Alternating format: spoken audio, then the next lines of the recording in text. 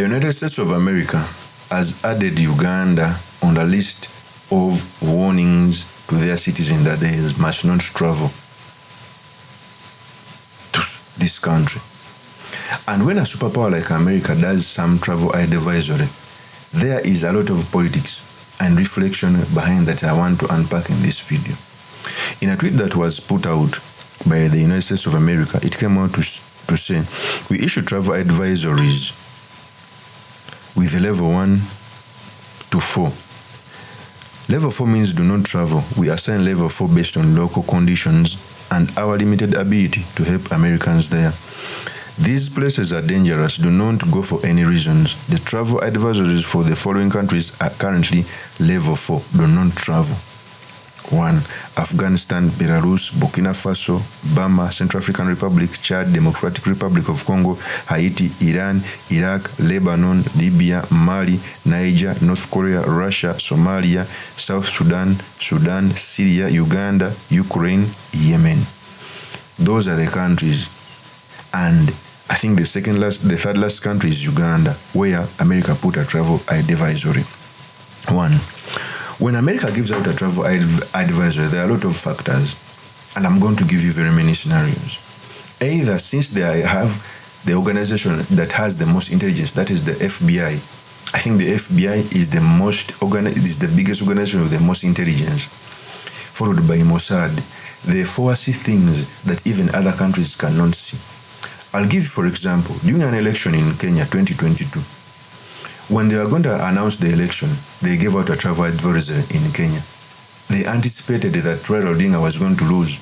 FBI had already collected the results of the election when even the Electoral Commission had not published the results. So they gave out the advisory because Raila has always had a following of people who can cause anarchy. Even when the Supreme Court was going to give out a ruling, they gave out a travel advisory.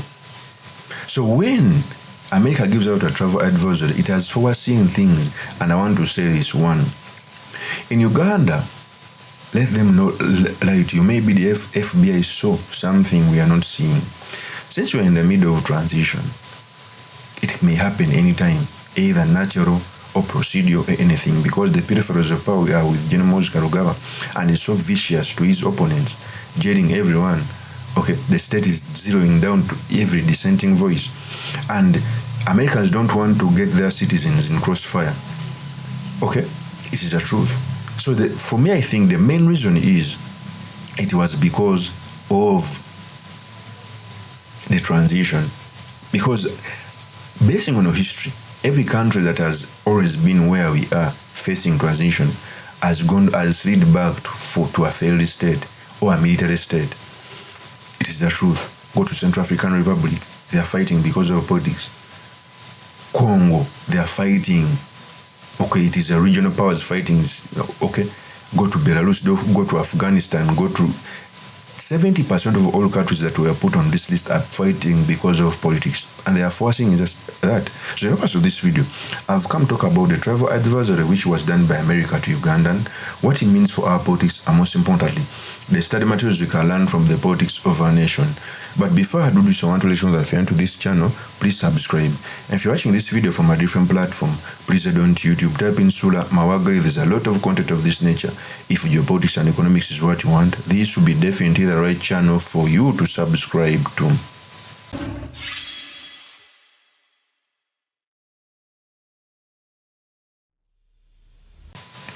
One, a travel advisory has a lot of effect. Since the United States of America is the biggest consumer in the world, it's the reason why very many countries want to make it its trading partner. Because of the dollar, it consumes a lot. Even China, one of the biggest exports China does is to the United States of America. So if it puts out a trade advisory to its citizens, it means that we may not get tourists, the purchasing power, the deals etc. to our country.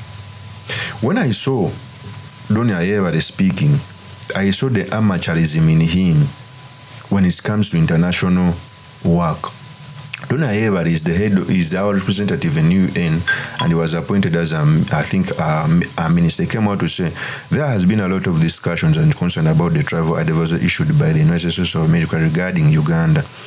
The reason for the travel advisory of Uganda is due to the Ebola epidemic in the Ituri region in DRC. A question was raised why not apply similar restrictions on other countries neighboring DRC. The answer is geography. Ituri province, the epicenter of Ebola, is near Uganda compared to other provinces in DRC, where there is no reported Ebola case. We continue to engage the U.S. government in a collaborative approach to address the situation and create conditions for the revising the travel advisory on Uganda. The travel advisory continue to affect our economy in many ways. A balance has to be struck between public health concern and continued economic activities without disruption.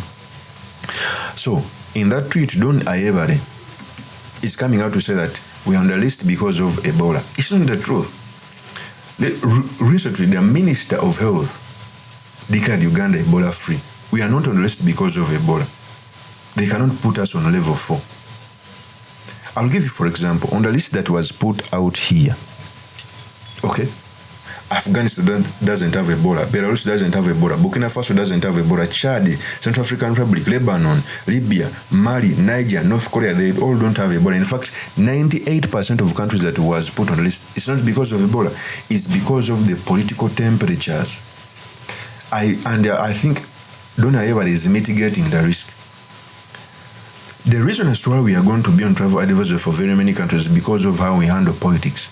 If people sit on the news and they hear Kizza Besigye in jail for 2 years without being convicted, and they hear his lawyer Elias Lukwago has been hardened on that file, they hear King Zara has been abducted for months without being brought to jail, they hear other 4 women have Olivia Lutaya in jail, they hear the opposition leaders run out of the country due to persecution, they hear the house of the opposition leader has been attacked and his wife has been undressed. What do you want them to think? Since they have the FBI, one of the biggest intelligence tool, they foresee that there may be anarchy when it's time to change leadership, and they put a travel advisory for their citizen. If it was Ebola, they would even go on to even put a travel advisory to other countries around DR Congo. It is the truth. So for me, I think those who are doing our foreign relations should understand that foreign relations starts from the country on how you handle opponents. You cannot beat us and jail opposition leaders and then go on the international stage and try to sugarcoat everything. That does not work like that. So then Ayebare is mitigating the risk. It's not because of Ebola. The Minister of Health, in fact, came out to declare Uganda Ebola-free, said these statements.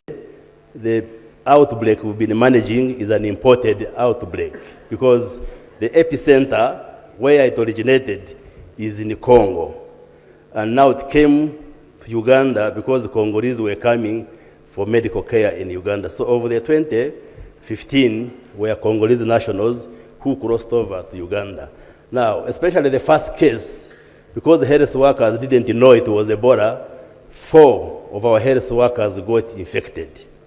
And then, so those are 15 plus 4, those are 19. Then 1 was a driver who transported one of the Congolese when he was coming. That is the 20. Now, of the 20, 2 unfortunately died.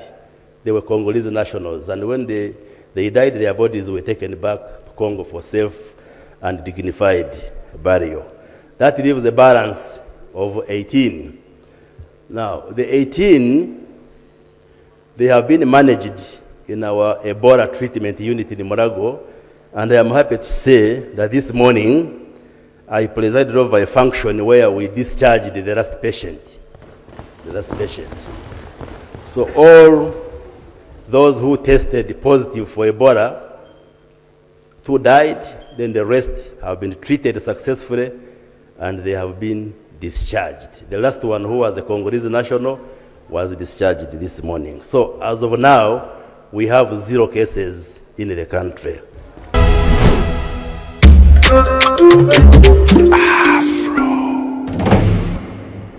that is Chris Bariomunzi. So for me, I think the travel advisory is going to affect us economically, but also the reason for this travel advisory is very highly because of the political temperatures, the extent to which the state wants to grip on power by all means, and it's a sign of a failed state in the future. Countries fight because of poor handling of elections, because they don't follow their constitution. And that's what the state of NRM is doing right now. Abducting people, keeping them incommunicado more than 48 hours, and that will bring our country down. Of course, this is my PM Armenians truly, Mr. Makindi, Kabishore Manumagal. If you're into this channel, please subscribe, like, and comment so that I'm motivated to do more such videos. I'll see you on another one. Peace.